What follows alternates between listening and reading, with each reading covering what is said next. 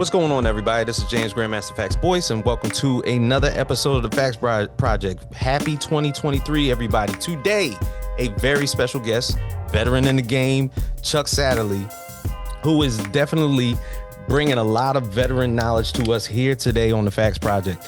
Not only is he bringing us our Monsters Midway story that he's going to talk with us today, but no other guys, Heretic, and the greatest of all types of indie novels itself, and the omnibus is available in Bitter Souls. Thank you for being here, sir. James, thank you for having me, man. I appreciate it. Absolutely.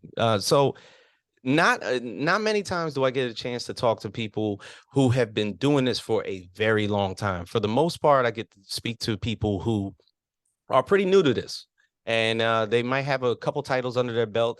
They haven't had the time and just the wealth of knowledge to basically like put their best foot forward and put a whole volume together, or maybe even just a couple of issues. Now, you doing it so long, what would you say is the I guess the ever running tale or theme that pushes you to continue to make stories? Well, okay, that's a good question. So James, I first of all, let me just say, I am ridiculously grateful that you even took the time to send me to reply to my message and to invite me. So I just want to say thank you. Absolutely. So past that, to answer your question, I think creative people have no choice. I don't think creative people have any choice because our brains work differently. I think when some people will sit down, I don't know, but I think when some people sit down to watch a television show or a movie or whatever, or just go to sleep, they can do that. For people like me and my ilk, that doesn't happen. The brain doesn't turn off, and so we start watching a show and we start thinking, you know what, or we start watching a movie and we think, you know what, or we just try to go to sleep. And a long time ago, I stopped trying to go to sleep without a TV on. 20 years ago, I stopped because if there's nothing on, then all that's on is my head, and it just starts churning ideas and churning ideas. Did that homeless person that I saw on the bus as I drove by, is there a story there? Is every single place in our day, creative people, writers, storytellers, whatever, they get inspiration. They say write what you know, and that's what most writers do. So I just don't think there's a choice. I was thankfully lucky enough to be able to squash that for about a decade. I stepped away from comics and I got into the really exciting world of, wait for it, life insurance. And that didn't, I'm still in life insurance, but COVID hit, and then my brain turned on again because I didn't have anything to do, because what I did was dependent upon seeing people in person. I couldn't do that during COVID. And so I just went back to thinking up stories, and I thought up a bunch of them. And now I am, against my better judgment, back in comics. Well, I got to say, it's excellent to have you back, sir. And might I add that even though you may have jumped into the world of life insurance, it was pretty much a great segue because you actually made a storyline called The Claims Adjuster. Yes, I did. Thank you. So the true credit goes to Neil Van Antwerpen, who is the artist for No Other Gods, which is coming out from Devil's Due this year. We were working. We've known each other for 20 years, and he's a South African artist, and we started working on No Other Gods. And he's like, I have this idea, and he gave me the seed. And because I'm in insurance, I was like, his idea essentially was kind of steeped in Man of Steel, the movie with Henry Cavill, Yes. the Zack Snyder. I don't want to trigger anybody saying Zack Snyder, but but watching Man of Steel, that battle between Zod and Superman, that had to be billions Oh of yeah. dollars in property and casualty damages. You know, it had to be hundreds of millions of dollars in life insurance claims. It had to be hundreds of millions of dollars in disability and long-term care insurance claims. Think about the guy who ended up in the wheelchair in Batman versus Superman: Dawn of Justice, right? Yeah. The Yep. guy who hit the bomb. That's long-term care and that's disability. Those are claims, Hmm. so he's like, what if there was an insurance company that specialized in superhero battle damage, you know? And and I was like, wow, I'm in insurance and now I'm triggered, Yeah. so it so the claims adjuster, drawn by amazing artist Laura Helsby out of Manchester, England. Uh, that book was born, and the claims adjuster, which is again for Devil's Due, coming out. I think it's being solicited in March, Hmm. so out in May. Number one, it's a book about a claims adjuster at a company that specializes in superhero battle damage, property, casualty, life, and disability claims. And this guy's seen enough damage, seen enough collateral damage over 16 years. He's decided they all need to go, the heroes and the villains alike. And he's set up for, he's meticulous, and he's a superhero, supervillain, serial killer. And he, every issue, goes out and takes out a hero and their arch enemy. And it's essentially Seven meets Falling Down meets Marvels. Wow. Now, when you talk about Dark, like dark AF, man. It's yeah, dark. well, that's the thing. Like it would take for like a situation like that, and I'm sure people have thought of the the existential threat of basically the point of view of the humans that are on the ground rather than the superheroes that are up in the sky. And Right. to actually pinpoint it to the point where you're talking about the world of insurance throughout superhero claims just broadens the horizon because people have talked about just there was that an NBC show called Super, which talked about the humans living in a superhero world where basically their windows were being blown out. Sometimes they go out to their car and their car was completely wrecked, and they'd be like, "Good God, not again!" You know, Yeah. Yeah. those Yeah. type of deals. Yeah. So I love that point of view and how that's basically put across. Now, when we're talking about your other titles, when we're talking about Bitter Souls, Heretic, no other gods, there's an overlying theme that you have a sort of love for fantasy. Oh, well, yeah. Yeah, that I mean, I guess that's pretty apparent. Um, so I am a child of the 70s and 80s. I was a little boy in the 70s and I was a kid in the 80s, a teenager. Um, and when I was a little boy, my mother was a single mother Mhm. in Chicago in the 70s. And that made for tough times. My mother did 2, 3 jobs at a time. Uh, my father was nowhere to be found. And so I lived in Chicago at an intersection called Western and Wilson. And across the street from me was a comic book store called Variety Comics. And I could see the store from my bedroom window. And I was alone a lot. My mother would arm me with money because I would go to the store and that owner was a curmudgeon. There is a reason why Comic Book Guy in The Simpsons was created.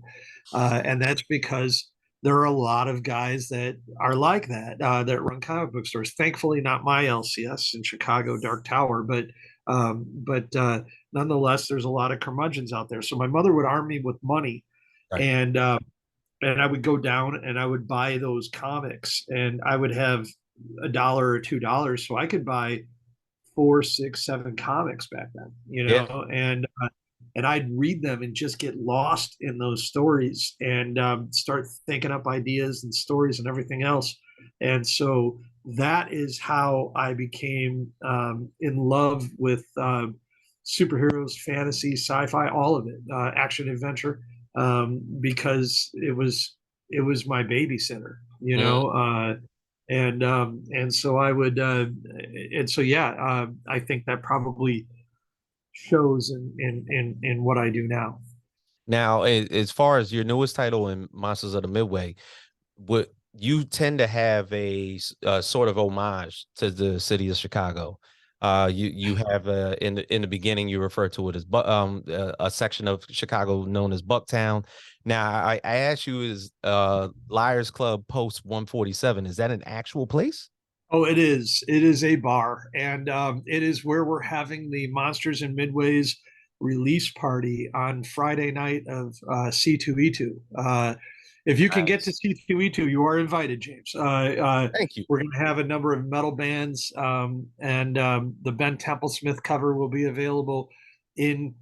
Uh, Speaking of homage, the Ben Templesmith cover for Monsters and Midways #1 is an homage to Heavy Metal Magazine #1.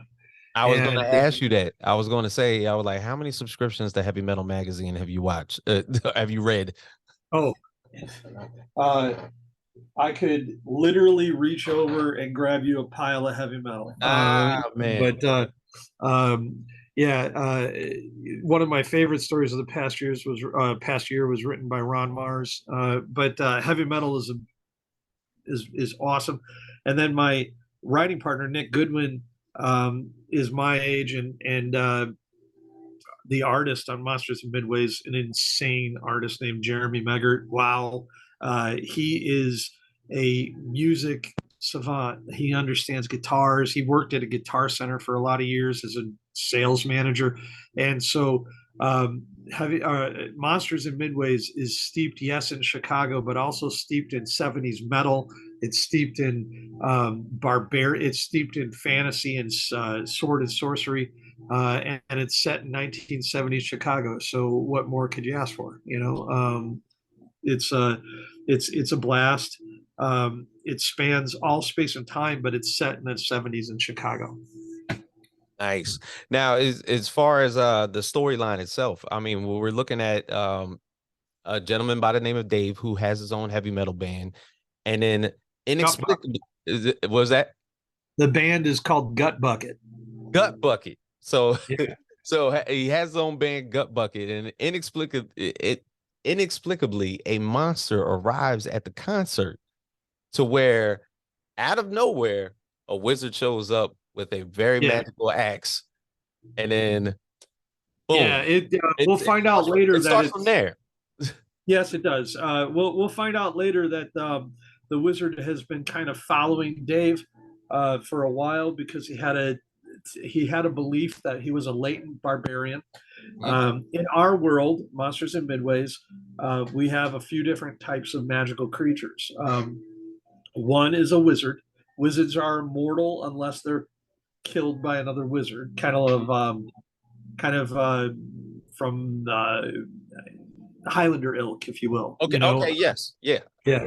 And then there are barbarians who have a long lifespan but are not immortal.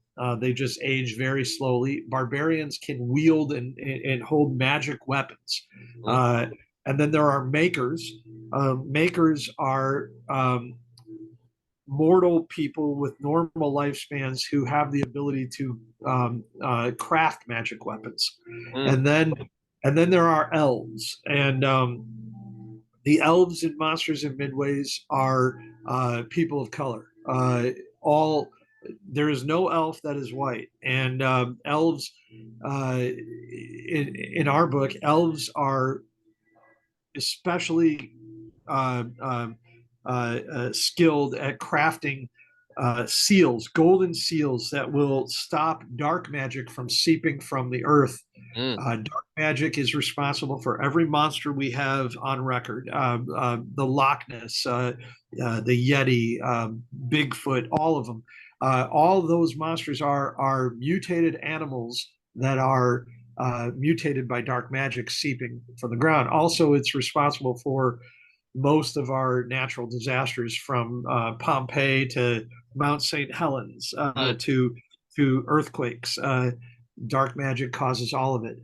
the elves, they they work in conjunction with the wizards, and they craft these magic seals to kind of put a tamper down on that dark magic. Now, fast forward to 1976 Chicago, and our elves are. Can I curse on Sure. your podcast? Absolutely. They're fucking pissed. It's been a few hundred years, and they've been in America, and they've been treated like fucking shit. And Mm. there's this little thing called slavery, and so they're pissed, and they're done. They're done. Mm. They don't see a reason why they should be helping fucking anybody, Right. and so now we're in this situation where there's one good wizard left, there's one bad wizard left, and the bad wizard has this idea that he wants to mix dark magic seeping from Chicago, quite frankly, from under Soldier Field where the Bears play. Mm. Um, Okay. they want to. He wants to mix dark magic with nuclear energy, and he wants to because. Well, I guess I'll refer to you to the Dark Knight when Alfred Michael Caine says some people want to see the world burn. Right. That's this wizard. He wants to see what will happen, and he just doesn't give a shit. And our wizard Kessler, who by the way is based looks wise on the bartender from Liars Club. Oh, yes. Yeah, Kessler, the wizard, he finds Dave. He gets together with Cat the Maker, and their job is to go to the elves, and try to talk them into helping. Right.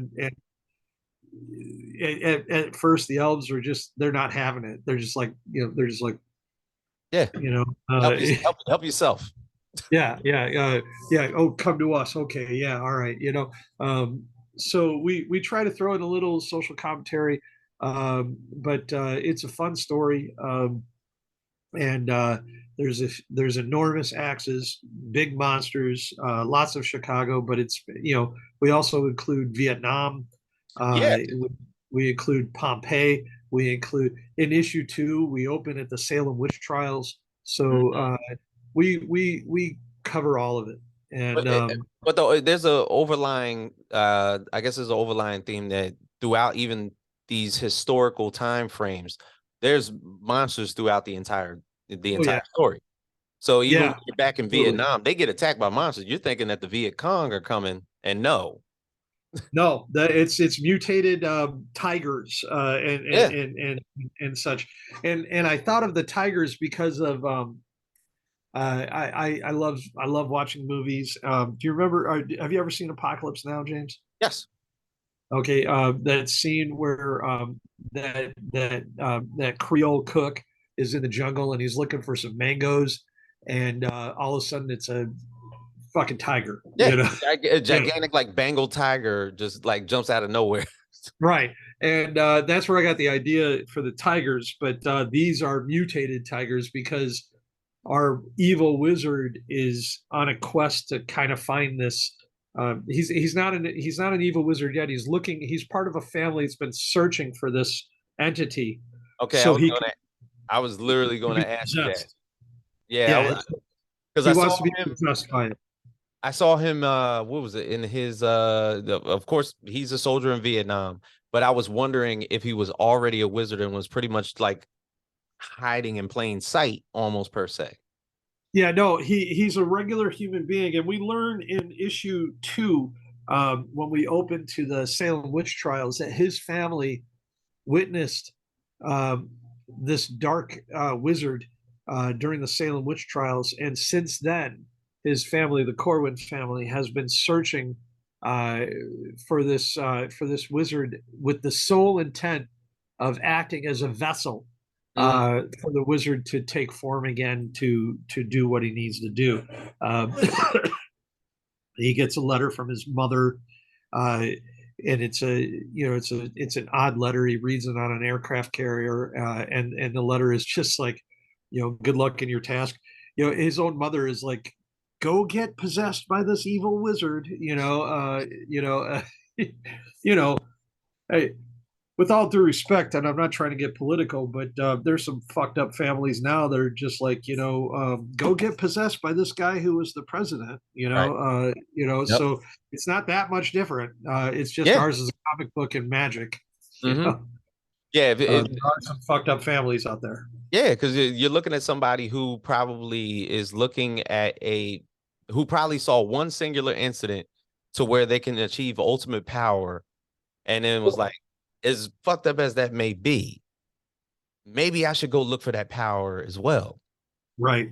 Yeah. You know, it may not be the best interest in mind for anybody, or better yet, a whole bloodline, but yet that's the But story that we're doing. exactly. But think about it. Again, not trying to get political, but is it in the best interest of the people who of is it in the best interest of like a poor white family to vote Republican? It is not. It's not. And so what the Corwin family is kind of a metaphor for all the people who are voting against their own best interest to in in servitude of hate. Mm. And the thing is, of course, with this now him being this vessel and wanting to watch the world burn, is his objective more so to just achieve the highest source of power, or is it more so just to destroy the world? The wizard has no idea what's going to happen. If the world's destroyed, so be it. He's lived that long. If but he wouldn't mind being in control. Mm-hmm. For Corwin, the family member, his human instinct is, I'm going to rule everything. Okay. And so you know he has the this dream, if you will, that he's going to be the ruler of the world, and the wizard, Kessler, or excuse me, the wizard, he just he wants to unleash it, and for excuse me, for years and years he was a good wizard. All the wizards were good in the very beginning, and they protected the unknowing populace from dark magic.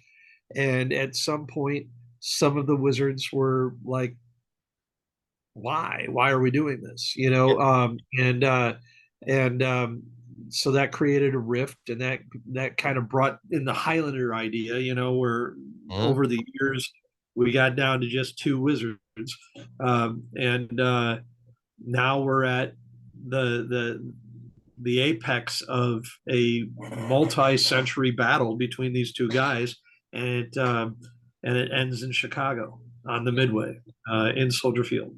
So You know. my guess is that Kessler has engaged with the Corwin family in the past, Oh yeah, oh yeah. The Corwin family and also the Wizard. right? Uh, in issue 2, they have this Kessler and Corwin, possessed by the Wizard, have a kind of a meeting of the minds in Mhm. public. Um, in Heat, Al Pacino and Robert De Niro meet in a diner. I remember that. Yes. Okay. It's a good place to meet in public when Yeah. you're opposing factions. So Kessler and Corwin meet at Wrigley Field in issue 2, and Mm. they're watching a game. Mind you, Jeremy Meggert, the artist, is so down with detail that he looked up the date, who the Cubs played that day, and who was pitching, and he drew it. So this book is not only drawn by a fantastic artist, it's drawn by Jeremy Meggert, who is not only fantastic but pays attention to every tiny detail. Yeah. But Corwin and Kessler sit down, have a hot dog, watch the Cubs, and basically discuss their upcoming battle and their history. They uh, uh, Corwin, the evil wizard, he talks about how it's liberating to possess bodies, because Kessler hasn't done that. He won't do that. Yeah. Um, but Corwin was like, he Kessler was actually Merlin in the time of Arthur. Really? Corwin was Morgana. So they fought in the time of Arthur. They fought at the Salem witch trials. They have been butting heads for centuries, and this is the apex fight. This is it. Um, you know, uh, whereas Kessler has Dave the Barbarian, Mm-hmm. Corwin ends up with his own barbarian. Davis heavy metal, and I didn't think of this at all. It was just drawn by Jeremy Meggert. Um, Corwin's barbarian is disco, so it's going to be metal versus disco. Oh my God. So one of the things, and it was weird how this just like popped up in my head, was the day the disco died in Chicago. Steve Dahl, man, the disc jockey, Comiskey Park. I forget what Yeah, year, but Southside Chicago. yeah, Comiskey Park White Sox game. Steve Dahl came in, and it was called Disco Demolition. Yep.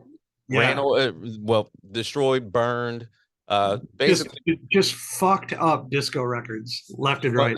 Which, So by the way, as an old guy now, maybe a mistake because there's some good disco out there. there's some You real know, good disco out there. Some yeah, good disco maybe a records. mistake. Maybe a an unthought about move. Right. But Steve Dahl, he was a famous Chicago disc jockey and talk show host. He was the guy who ran Disco Demolition at Comiskey Park. Right. So By the way, will always be Comiskey Park to me. Right now, it's called Guaranteed Rate Field. that's what it's called. Oh, I Yeah, didn't even know that. yeah. Sears Tower is Willis Tower. John Oh, Hancock is 800 North Michigan. Comiskey Park is Guaranteed Rate Field. But I am now the curmudgeon, and so I will not change. it, It's Sears Tower, John Hancock, Comiskey Park. it's weird with the branding nowadays. Like I'm looking at the NBA and they have brands on their jerseys now. So that's almost like the Miami Heat establishing the FTX in their Oh, arena, and then FTX going under that did not recently. age well. Yeah, that was what, a year? It wasn't even a year. So be careful who you partner yourself with. Yes, Might, yes. might end up incredibly ridiculous in your favor. So Well, to that point, James, Comiskey Park was U.S. Cellular Field for a number of years before it was Guaranteed Rate. mhm, U.S. Cellular was a cell phone company that is no longer around, yeah. And for like 5 years, while it was no longer in Chicago, it was still U.S. Cellular. Oh my God. See, that's just ridiculous. Yeah, yeah, it's just stupid. So I mean, I get revenue and everything, but still, exactly. There's a lot of things that people call home. You wouldn't call Ebbets Field when it was still around anything other than an Ebbets Thank you. Field or, Thank you. yeah, exactly. Shea Stadium. It's not even Shea Stadium anymore. Stadium needs to be Shea Stadium. Thank God Wrigley Field is still Wrigley. It's still Wrigley Field. It's still what Which, by the way, it is. was named after a chewing gum company back in the day, but we don't really think about that. No, But it's Wrigley Field. It'll stay Wrigley Field. I hope to God. And let's just let's keep what is New York's football field where the Giants and the Jets play. the Meadowlands. The Meadowlands. It Yeah, needs to stay the it needs to Meadowlands. stay the Meadowlands. I'm from Jersey, so that Okay. needs to stay the I Meadowlands. lived a long time in Bethlehem, PA, which is not far from Jersey at all, and Mhm. about 9 miles away. And um, that created an enormous Eagles fan in my son because he was little, Mhm. and he's a typical Eagles fan. So he's a prick. That's a typical Eagles fan. I'm from South Jersey, so Exactly right.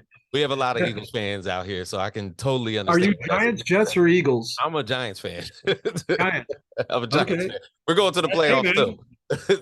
3 teams from the NFC East made the playoffs. Not bad. One of them I would rather not because I think as an Eagles Bears family, you as a Giants family, I think what we can agree on, fuck the Cowboys. Exactly. Definitely. So, so to get back into it, for somebody who is Yeah, my bad. I'm sorry. no, not at all. Shoot, I love talking about that too. But for somebody who has written numerous indie titles, but yet you've also have had a opportunity to write a major IP. You wrote Kong, your King Kong titles.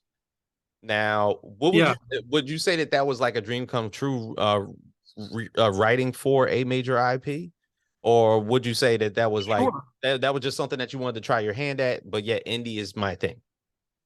No, so all indie creators, not all, but a lot of indie creators, including me, will spout off that, oh, we only want to do our comics. We only want to do indie comics, and it's about the art. Um, it's not. It is for some people, but for me, man, I had a blast writing Kong. I'm one of like less than 40 writers on Earth in history who have been able to write King Kong. You Mm, know, I adapted Joe DeVito's Kong King of Skull Island for comics. It's about to be I think next year it's going to be a Disney Plus television show, the same book. mm, I don't get anything because it was work for hire, but it's nonetheless, it looks good on a resume. right. Um, but yeah, it was a blast, and I would like to do more legendary IPs. I would love to work at DC. I would love to work at Marvel. That's the plan this time around. Um, so working on Kong was, yes, a dream come true, and um, like I said, I'm in a small fraternity. I got to do a signing while Kong was out way back at Jim Hanley's Universe, which was a store that was literally across the street at the time from the Empire State Building. Ah, okay.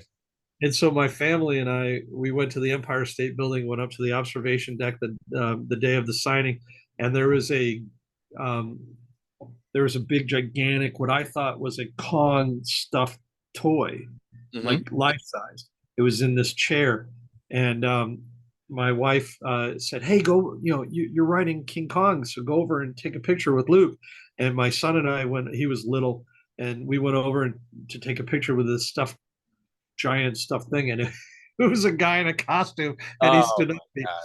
fucking freaked me out. I fell over backwards, but uh, but yeah, I got to sign King Kong comics across the street that I wrote across the street from the Empire State Building. So it was a dream come true. You know, I always wondered because, like, I think I might have went to Empire State Building as a kid. I was always wondered if there's anything as like a memoriam or like a King Kong homage inside of the There Empire is, State Building. So yeah, yeah. there's a section. I can't remember what floor it's on, but it's on one of the. I think it actually might be right by where the elevators go up. Hmm. But there's a whole Kong section, and so it was cool because all these tourists were there, and I was a tourist too. But all these tourists were there, and they're like talking about King Kong, and I'm like, I wrote some Kong comics, Right. So it was a neat day. It was pretty cool. So yeah, absolutely fabulous. Now, can you talk about your work with Devil's Due Comics and how that came about? Devil's Due. Okay. Devil's Due. We have two books coming out from Devil's Due. No Other Gods and the Claims Adjuster in 2023. Hmm. And that came about because do you have a bucket list, James? I would say that I have certain things on my bucket list, and I'm looking to add daily. Okay. Well, and you're younger than me. My Mhm. bucket list is kind of set. And one of the bucket list items with no lie, no, I'm not embellishing anything. One of those bucket list items was to work with Devil's Due Comics because a lot of people don't understand. Devil's Due at this point now in 2022 is one of the oldest small press publishers in the comic book industry. They started in 2000. They've Wow. been around 22 years. They brought GI Joe comics. They introduced Tim Seeley to the world. Tim Seeley is one of my favorite comic book creators. One of he's so prolific. 2023, West of Sundown, Superman versus Lobo, all in 2022 and 2023, the Bequest. There's just so much that Tim Seeley does, but Devil's Due brought Tim to the world. The Devil's Due brought a ton of people to the world, and I feel that Josh Blaylock is a visionary at Devil's Due and the publisher. So how this came about, these two books, it's a simple story. It's 3 words. I begged Josh. and he finally relented, and he let me have 2 books with the Devil's Due logo on it. But Josh is amazing. Devil's Due is amazing, and they've gone through troubles, they've gone through ups and downs like everybody, but they've survived and they thrived, and they are. I'm honored to be a creator at Devil's Due this year. That's excellent. That's excellent. And even in the same breath, you're releasing Monsters Midways with Band of Bards. Yes. So that's a different, there's 2 ends of the spectrum here. I have 2 publishers right now. There'll be more, but Devil's Due is the old, experienced grandpa publisher, right? Mm-hmm. And then Band of Bards is the young upstart publisher. They've been around a little over a year. Tim Stalinsky and Chris at Band of Bards, they are fantastic. They got a plan. They know what they're doing. They're very organized, and they're on the right side of, I guess you could say, the social justice wars. I don't want to say a name, but there was a creator who ended up doing some bad things, and it didn't take. It took Adidas 2-3 weeks, almost a month, to drop Kanye. It took Band of Bards. Granted, it's not the same thing. I know that, but it took Band of Bards half an hour to drop a creator because they know what they're about. They know what they stand for, and so I'm really excited. We have Monsters Midways coming out from Band of Bards, and then the other title is Christopher Kubrick, Nebraska and Matilda Save the World from Fucking Nazis. Excellent title, by the way. I was reading that. I was like, you know what? I'm all for that. Thank you. After everything's all said and done, after the trade paperback is done, we're doing a collected edition hardcover. And I may not be getting it right, but we wanted a super long name for the hardcover collection. Right. And I want to say it's Christopher Kubrick, Nebraska and Matilda Save the World from Fucking Nazis, Super Deluxe, authorized director's cut, omnibus, collected badass edition or something like that. And it's going to be 20 words. And we're even thinking about not even having art on the cover. I was just thinking that. I was like, you don't even need artwork. You just write that on the front. So I'm working on that book with Jason Michalski and a fantastic artist named Jeremiah Scheich. Okay. Who, by the way, both of those guys have books right now. One at Band of Bards, Hush Ronin, and one at Blood Moon, Northern Blood. Now, with Bitter Souls, if I could get into that briefly. Sure. You've released an omnibus for Bitter Souls. Yes.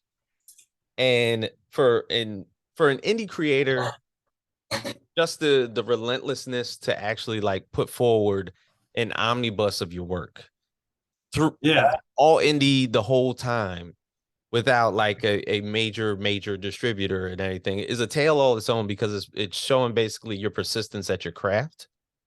and that's got to be an achievement all its own. Well, thank you.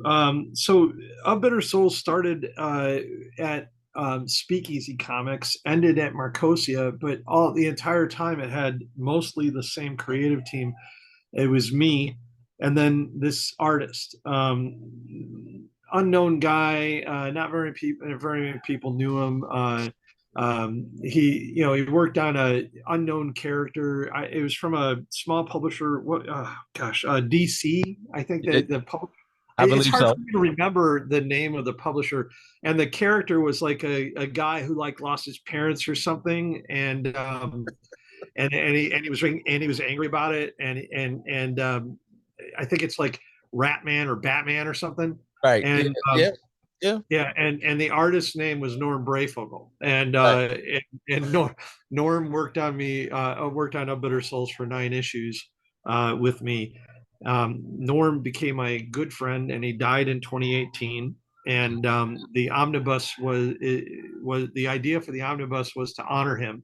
Um, not many people know this, but Unbitter Souls is the largest body of work by Norm Brayfogle outside of Batman or Prime. That's excellent. No, he did no more. He did no larger body of work on any other character than he did on the omnibus.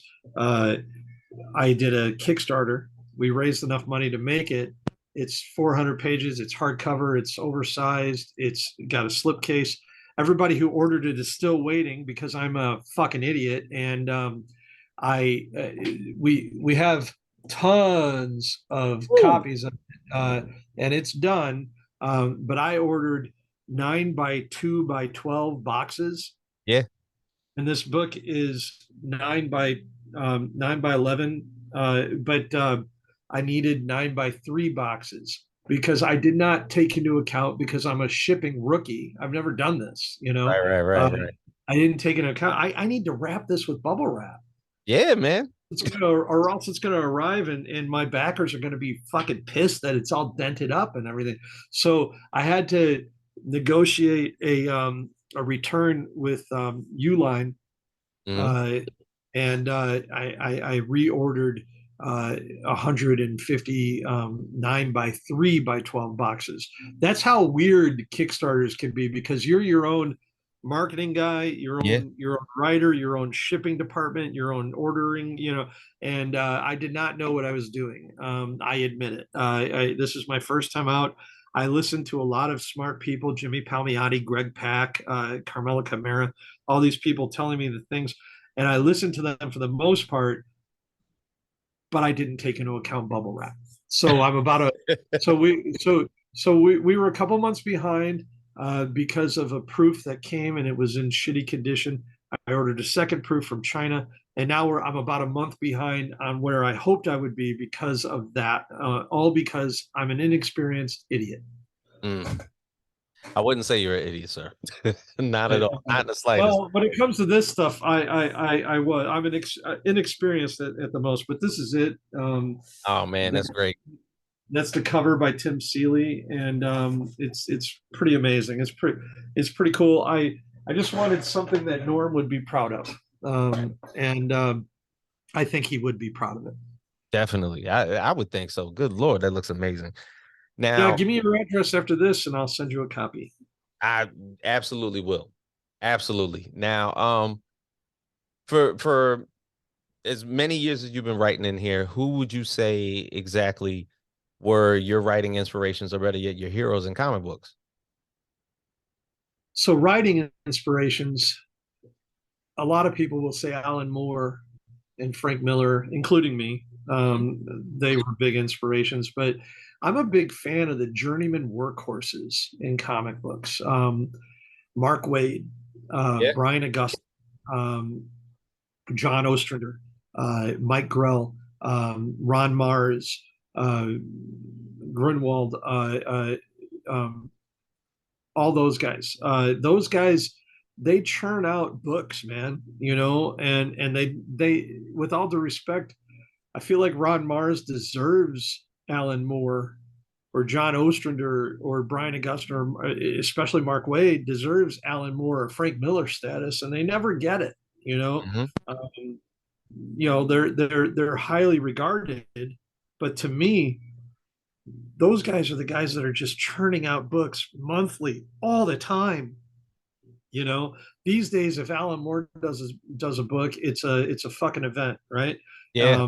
Frank Miller, and rightfully so. I'm not knocking Alan Moore. He's a fucking goat, but Frank Miller, has his own publishing now. Mark Waid is still doing Batman, Superman, World's Finest, and Yeah. it's fucking awesome, right? Mhm. So yeah, the journeyman workhorses are my idols. There are writers today that I think are of that ilk.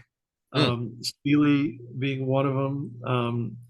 Uh, I feel like I feel like Mark Russell Yeah. is one of those guys. There's an indie writer that I absolutely love, who I'm blessed to be in the same city with, Marcasan Naso, who does By the Horns. He's Mm. fantastic. But yeah, those old journeymen, those are my goats. Mm. That's amazing.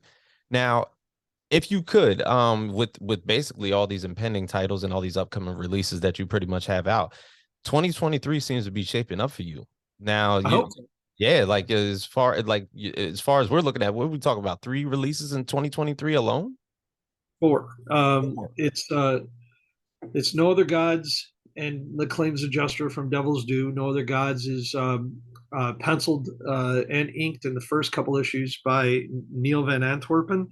Mm-hmm. Um, Penciled the last few issues by Neil and inked by Mark Stegbauer, a journeyman himself.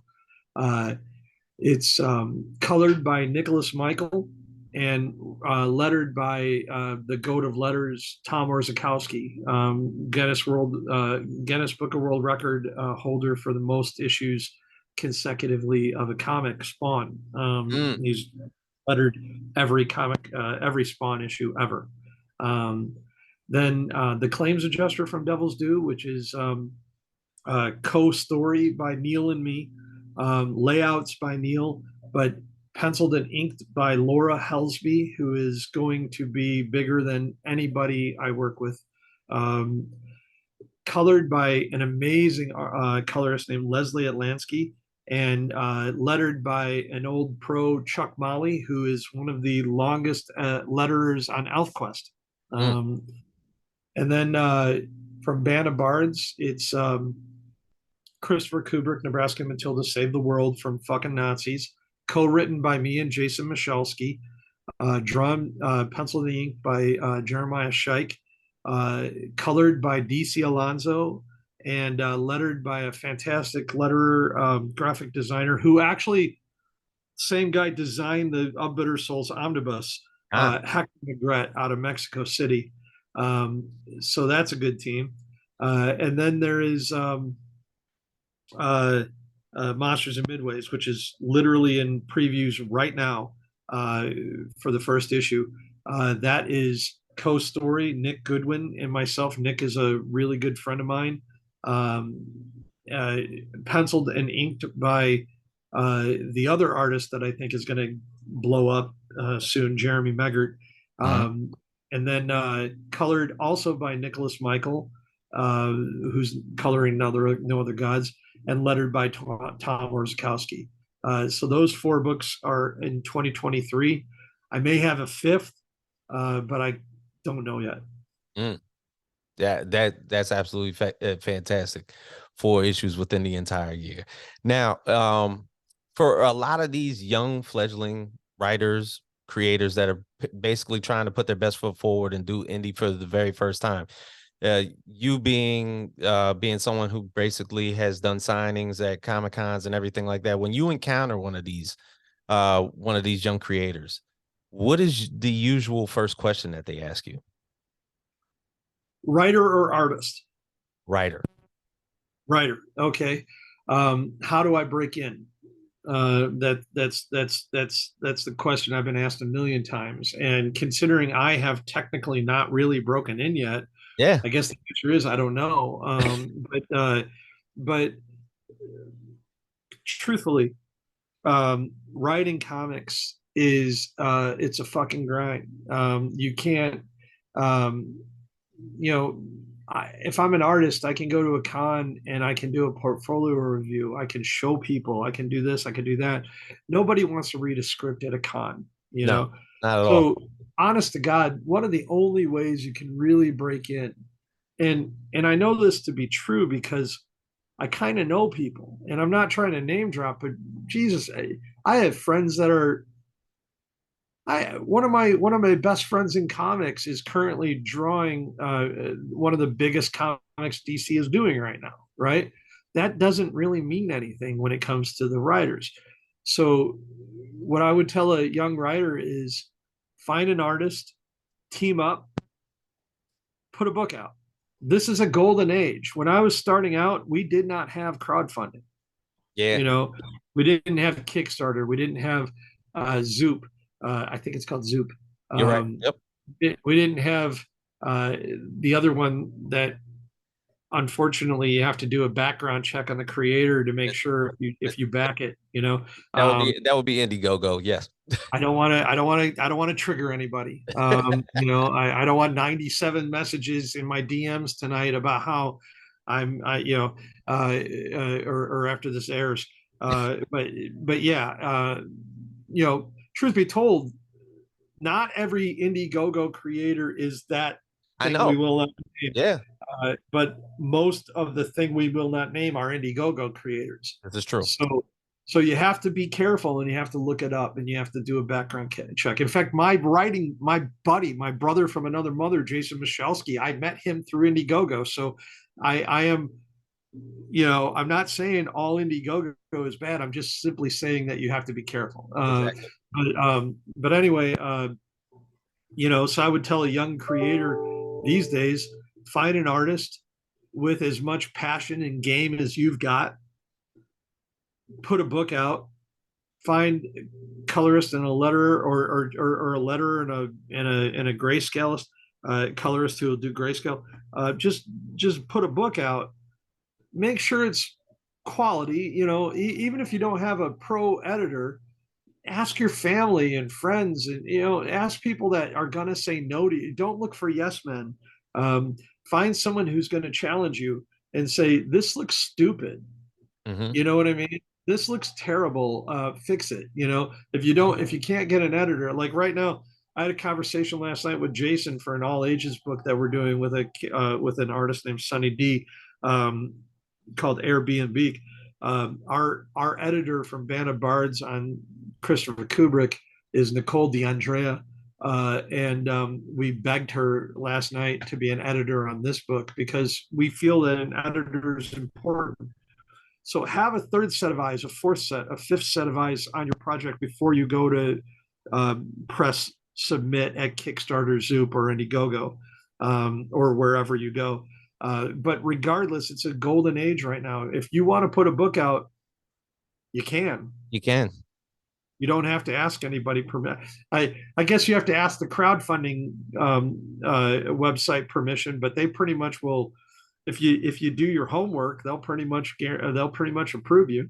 You Oh yeah. know, so it's a golden age. If you want to put a book out, you can. Just put out your best work. Nobody can ever. Once your book's out there, man, it's out there. So if your letter, if you feel like you want to letter it yourself to save a few bucks, and nobody can read your book, that's the book that gets seen. Right. So make sure you make the right decisions, make sure you're careful. But that's what I would tell a young writer. I Mm. have a funny story about young artists if you want to hear it. I would love to. Okay, more than writers, I would say by 90% at cons, young artists will come up to a person at a table with their portfolio in hand, and they will ultimately be like, "Will you look at my portfolio?" And as a writer, I have an admission. I don't know what the fuck I'm looking at. I just know if I like something. I don't know what good art is. I don't know. I don't know the intricacies of hatching and for an inker. I don't know that stuff. Mm-hmm. It's not my bag, baby. Uh, I'm not going to tell you who it was, but a pretty well known artist told me one time, because I was like, I don't know what to say to these guys, and he's like, just be honest. So what I do with artists who walk up to me because I don't know art and say, "Will you look at my book?" I first say, "You understand, I can't help you get a job." And they say, "Sure, would you look at my book?" Okay, but do you understand? Not only can I not help you get a job, I also don't understand what good art is. Mm-hmm. And they say, "No problem. Will you look at my portfolio?" And then you say, "Then yes, I will." You Yeah. know, and then you look at the portfolio, not knowing what the fuck good art is, and then you say this, which was given to me as advice by this well-known artist. Wow, it looks like you've really worked really hard on this. It looks like you're really putting in a lot of effort. I'd be very proud if I were you. The only thing I would do if I were you is work on your anatomy. Because what artist, whether it's Frank Miller, Neil Adams, Norm Brayfogle, or the kid at the table Right. asking to look at the couldn't work on their anatomy a little bit more. So Mm-hmm. it's a sincere statement. So you're not lying, you Yep. know. Yeah. So that was taught to me, and God, you know, I apologize if you're a young artist and you're watching this and you see me at a show this coming year where, and I tell you to work on your anatomy, but that's what I don't know what I'm looking at. I don't know Right. what the fuck good art is. Right. Right. Right. I'm a Hey, writer. look, I'm a big proponent of not only just giving constructive criticism, but just giving the right answer. You want to be told the truth. Yeah, and since I don't know, and since I've explained I cannot get you a job and I don't know what I'm looking at, it's fair to talk about anatomy. There you go. You know, Neil's gonna punch me in the face, but Neil Van Antwerpen, who's doing No Other Gods and the layouts for the claims adjuster, and is a fucking run. He runs an entire ad agency in South Africa. He could work on his hands more. Uh, You know, I come on. Laura Helsby, by the way, is a hands expert, but Laura's got anatomy things she could work on. Not many, but Jeremy could work on it. There's nobody I know that couldn't work on some Of part of course. anatomy more. We So all make it's fair. we all, It's a fair criticism exactly. We all make fun of Rob Liefield's feet. It's or it lack thereof. or lack Yeah, thereof, or the way that he draws a chest. Yeah, exactly. yeah. Yeah, that's funny. I was just in a message a chat with James with Jeremiah and Jason from Christopher Kubrick, and we were Okay. talking that they were talking about how much because they're Jason's about 10 years younger than me, and Jeremiah I think is the same, and they were talking about how much they love Rob Life.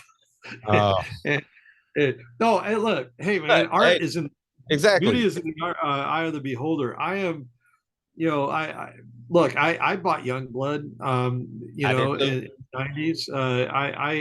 I bought X Force. I'm Sure not here to did. tell you buy that stuff. Looking back, I think they were better artists, but Rob Liefeld did a ton of shit for this industry, Yeah. a ton. He Yeah. his contributions cannot be discounted. Oh, yeah, absolutely. I totally agree with you on that. So, sir, I Yes, sir. I appreciate you doing this with me. This has Oh, been geez, I can't tell you how much I appreciate you having me. I really uh, enjoyed talking to you. absolutely, man. I appreciate you doing this with me, and this has been absolutely fantastic. I of course want to shout out, of course, was it No Other Gods, Monsters of Midway, Claims Adjuster, and the longest title I could ever imagine is all coming out this year. It is, yes. And Monsters and Midways is in previews right now. Order codes JAN 231370 for the Megger cover and JAN 231371 for the Temple Smith cover. Band of Bards. You can order it from bandofbards.com. You can order it from previews. You can order it from your LCS.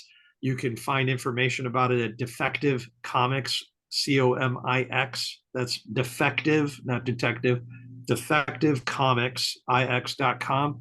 Or you can just find out about it on Twitter at @ComicsChuck.